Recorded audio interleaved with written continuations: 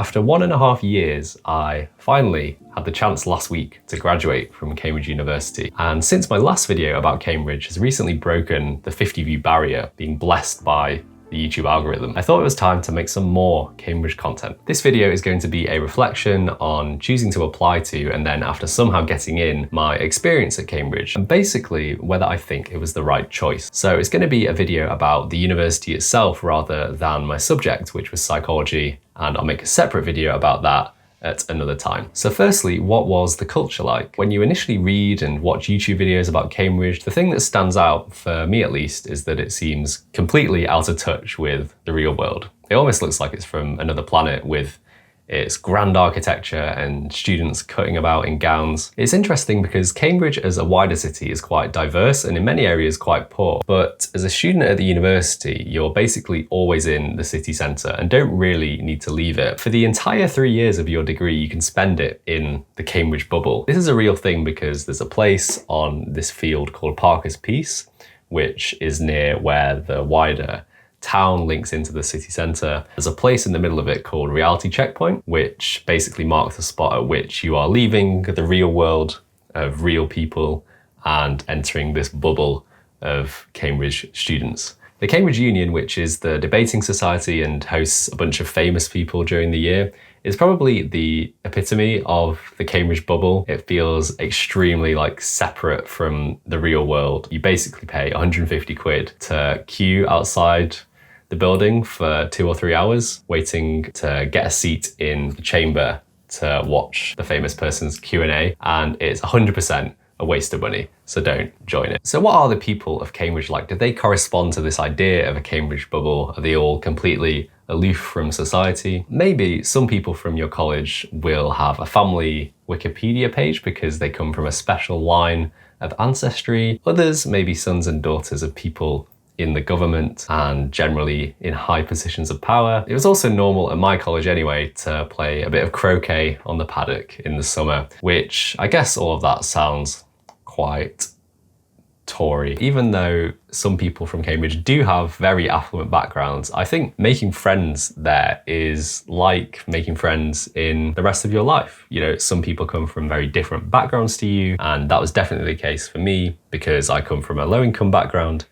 But in the end, you just get on with who you get on with. Also, you might think the accommodation at Cambridge is equally out of touch with society and grand, but I will say on that my first year really brought me down to earth on that one. To be honest, a lot of accommodation at other unis is probably nicer than at Cambridge. Cambridge is mainly focused on laying you out in staircases rather than corridors to facilitate socializing. That brings me on to social life. Something that applies to uni in general is that your social life is what you make of it. I tried a bunch of societies like Assassin's Guild, Meditation Society, and Verband pole vault at the athletics club one time. Never again. I think the trouble with committing to extracurricular activities at Oxbridge is that you have to balance it with the workload, which is compressed into 8-week terms rather than 10. And in psychology, for example, I would get typically 10 essays a term. Obviously, a lot of people at Oxbridge do manage to find a balance, and I have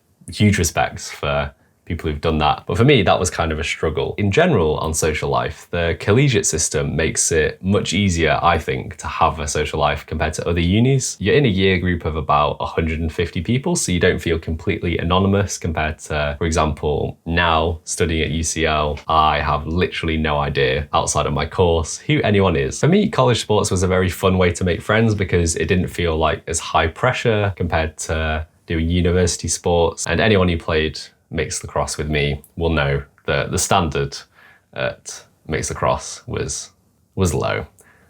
But the fun of it is that you're just messing around with friends and competing against other colleges who pretty much have the same idea. Some of them are a bit more serious than others, to be fair. On colleges in general, the worst piece of advice I received before coming to Cambridge was that it doesn't matter which college you pick. In hindsight, that was absolute cap. For example, Trinity College owns about half the land of Cambridge, and in general, it owns more land than Queen Elizabeth II. Some colleges are much more expensive than others to rent. Some colleges are much further out from the city centre than you might realise. The Tompkins table of Cambridge colleges doesn't really matter because it just compares them on academic performance. Better table is the Telegraph's table of Oxbridge colleges because it's much more holistic. As well as academic performance, it includes its lifestyle, accommodation, and financial assets. But unfortunately, the table is behind a paywall, so I can't divulge what it actually says. Oh wait, the paywall has miraculously disappeared. At the top we have St John's at Oxford, Trinity Cambridge, we can see that flexing 10.0 financial assets, which in the end translates to more grants and things for you as a student. For example, St John's College have a few travel grants, which are for the very worthy cause of students wishing to explore wild places by sea, climbing, and/or hiking. I certainly did not have this opportunity at Emmanuel, but this is possible, grants to go on holiday. The condition is that you have to write a report of your adventure in the college magazine. Now that's what I call disposable income. Anyway, back to the table. So we see a bunch of Oxford colleges are actually at the top of this. We see St John's, Peterhouse, Christ, Emma. I seem to have looked out picking Emmanuel because they've got that lifestyle. So this is why it's better than Tompkins table, because it has so much information about each college and it's very accessible, homely, nice gardens, and academic. That's probably about right.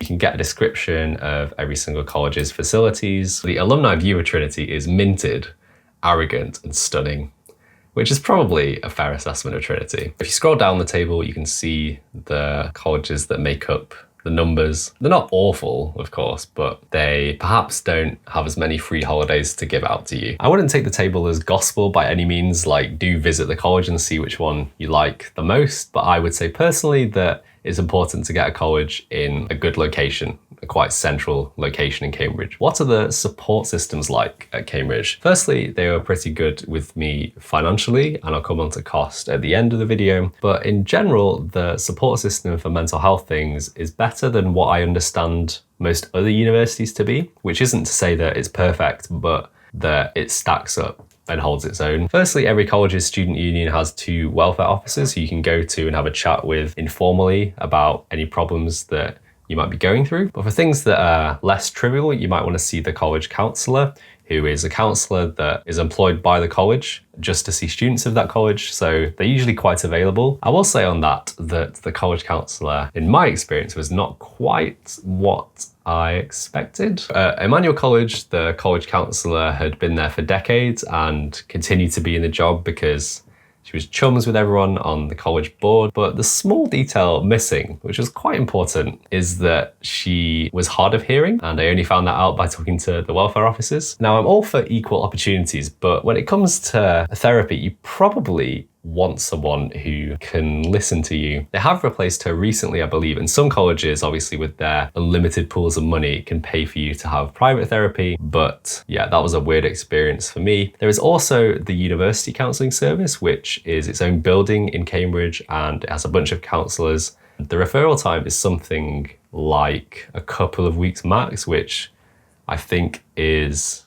middle of the road. I obviously can't speak for everyone who's been through these systems, but in my experience, it was pretty reliable. They have a lot of options available, like individual services and group counselling if that's something you want to try. In general, Cambridge gives you a certain level of stress because of the workload, but there are all these resources which you can access completely free if that is something that you need. Moving on to careers. I got advice from a lot of people, including my director of studies in first year and second year, not to worry about careers until later on. I would say that advice is wrong. Do worry about it, because if you don't worry about it early on, then you just end up worrying about it later on in your third year when you are also trying to finish your dissertation and work on these final exams. For people in first year and second year of university, there are lots of internships and opportunities out there which you basically have to find yourself. And for me, I didn't really pay much attention until third year. A good piece of advice I received about Oxbridge is that it's not necessarily good for your career from the teaching alone,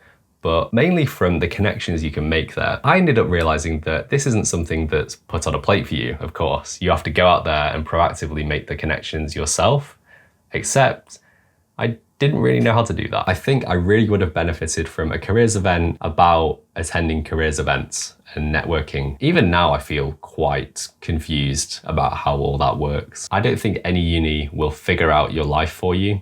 And for me, going to Cambridge, I am pretty much just as confused about what I want to do in my life as I was before I started. Circling a bit back to culture, I think an important thing about Cambridge is its diversity, or maybe lack of diversity. Because if you look at photos of Cambridge students from literally like 30, 40 years ago, you see a theme of monoculturalism. And I think that is Cambridge's history, is rooted in monoculturalism. The university didn't even grant degrees to women until the 1940s, and it was the last university to do so. The last college to admit women was Magdalen, I don't know why it's pronounced like that, I'm sorry, in 1988. A lot of the students there wore black armbands and protested basically against the college deciding to admit women. But even in recent history, there are questionable attitudes towards gender, of course, race, class, and so on. Currently, the gender split in Cambridge is pretty even, and there are some female colleges which were created in order to admit more women to Cambridge. They're now thinking of admitting men as well because they don't perceive gender diversity to be much of an issue anymore. But in terms of race, I think there's a long way to go. I'm actually half Asian, but I can kind of pass as white, so I feel like race issues don't really come into my own personal experience. But in my college, during my time there, there were a couple of scandals involving race, not people being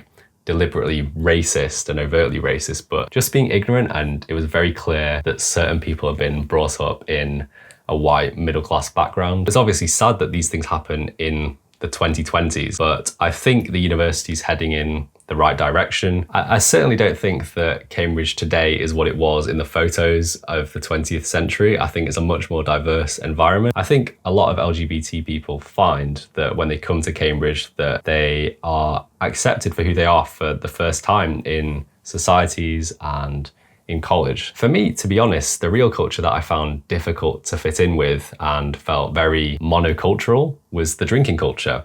Now, obviously, a drinking culture is common at pretty much all universities, but I think it seems particularly entrenched at Cambridge. I'm personally not teetotal, but equally I'm not that bothered about drinking. And I remember in the first week, in Freshers Week, the senior tutor was doing a welcome talk in college. One of the things he said, which got a laugh from the audience, was that this college runs on alcohol. And it's like, there are people such as me who aren't that into drinking, but there are also people who don't drink at all for either personal moral reasons or for religious reasons. I think it's hardly very welcoming when the person at the top of the tree is telling you in your first week at Cambridge that this is the culture here. Over the 3 years, I think most of the college events revolved around drinking, whether that be formal dinners or bar extensions where they keep the college bar open until late. I think there's no easy solution in these college events where most people are intoxicated to feel more inclusive of people who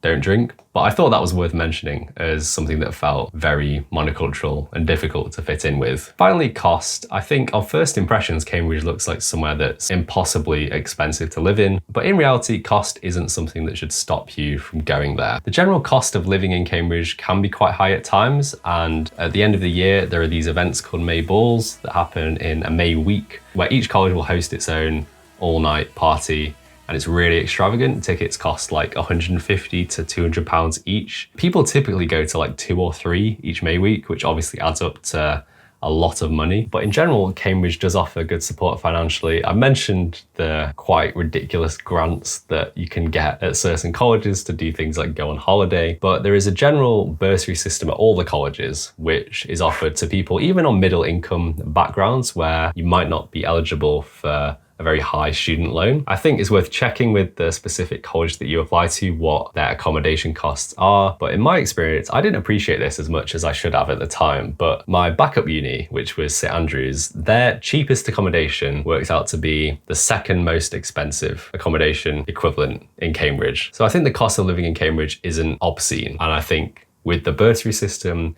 with college grants, I think it's very much doable. So those are some of my reflections about Cambridge. If there are any other topics that you'd like me to share my thoughts on that you would find useful, do let me know. I think overall Cambridge is, of course, a very unique place, but it's not so far removed from the rest of society that you won't be able to fit in there unless you're from the aristocracy. Equally, if you do choose to go there, it won't sort your entire life out. I think quite the opposite actually. You almost have to sort your life out while you're there to adapt to studying and doing extra things on the side. In my personal opinion, despite like having doubts beforehand and even along the way, I don't regret choosing to go to Cambridge. I think that every uni has its own advantages and disadvantages. I hope that I've managed to address some of them in this video. Generic outro where I ask you to like and subscribe and comment for the YouTube algorithm, and I'll see you next week with another video.